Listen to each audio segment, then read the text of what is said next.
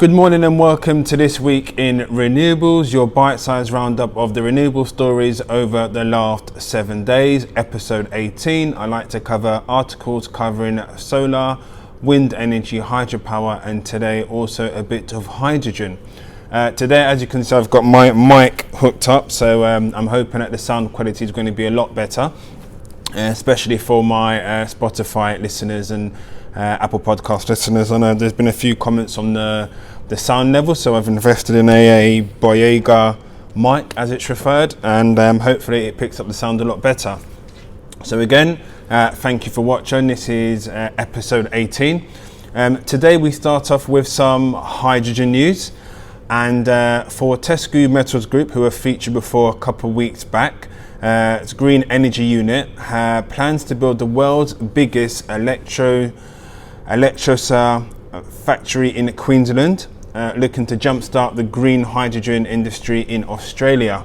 Andrew Forrest, who is the Fortescue chairman and Australia's richest man, has thrown his weight behind the use of clean hydrogen made from renewable electricity and water to drive down greenhouse gas emissions, etc.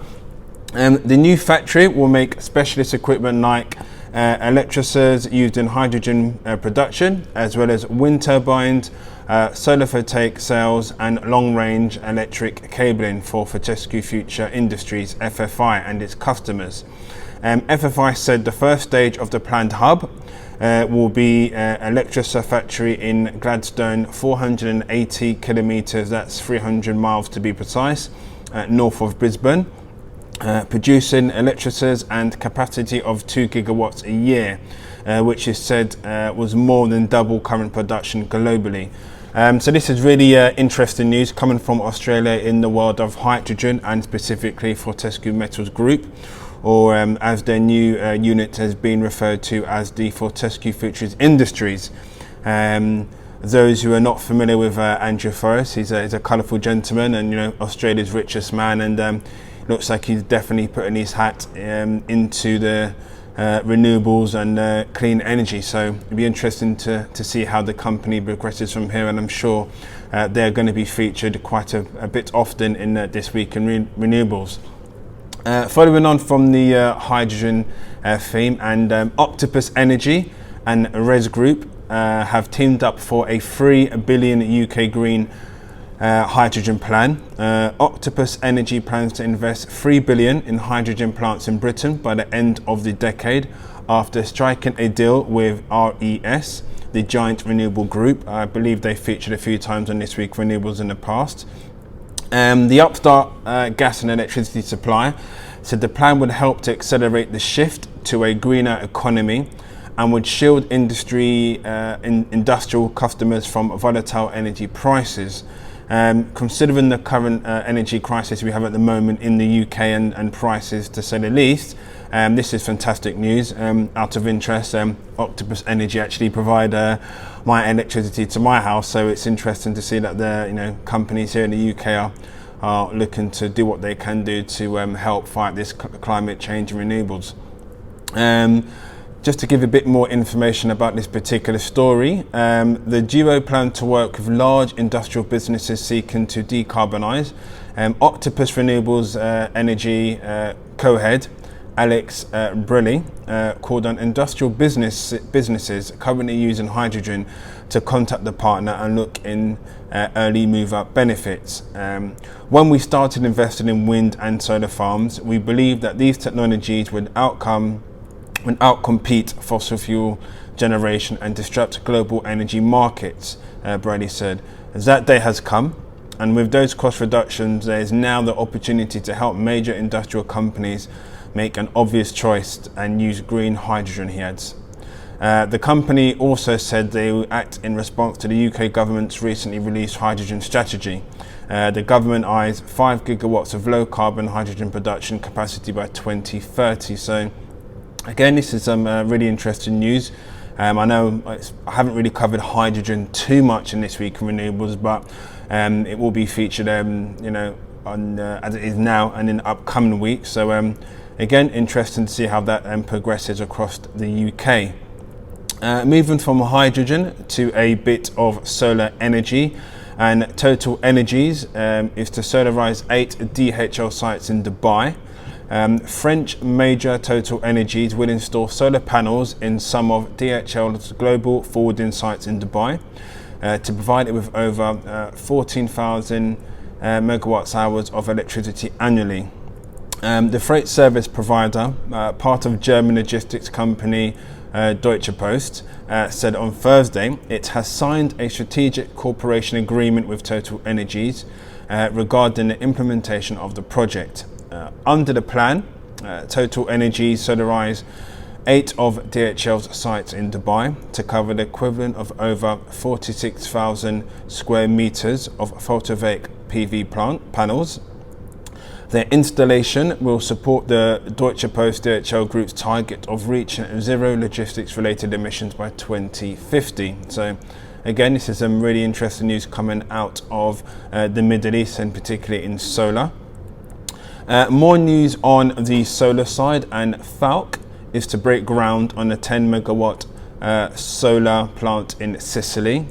Folk Renewables SPA will start next month the construction works on the 9.7 photovoltaic plant in Sicily.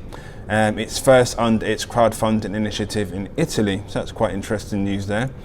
The Landolina solar project will be built based on the agrivoltaic model.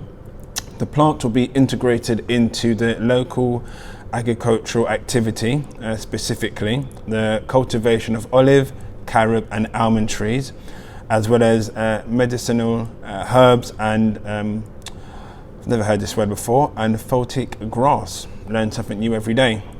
Located on 22 hectare site in Sicily, the project is estimated to be able to generate around 20 gigawatts of renewable energy per hour, enough to meet the demand of more than 5,000 households. So again, this is some great news coming from Italy and the world of solar panels and solar energy.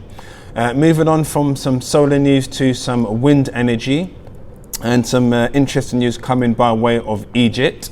This time ENGIE, Orascom and Toyota, they have formed a partnership for a 500 megawatt wind power deal in Egypt. Some more news about this particular. The project will be realized under the build, own, operate model under the agreement with the Egyptian Electricity Transmission Company EETC.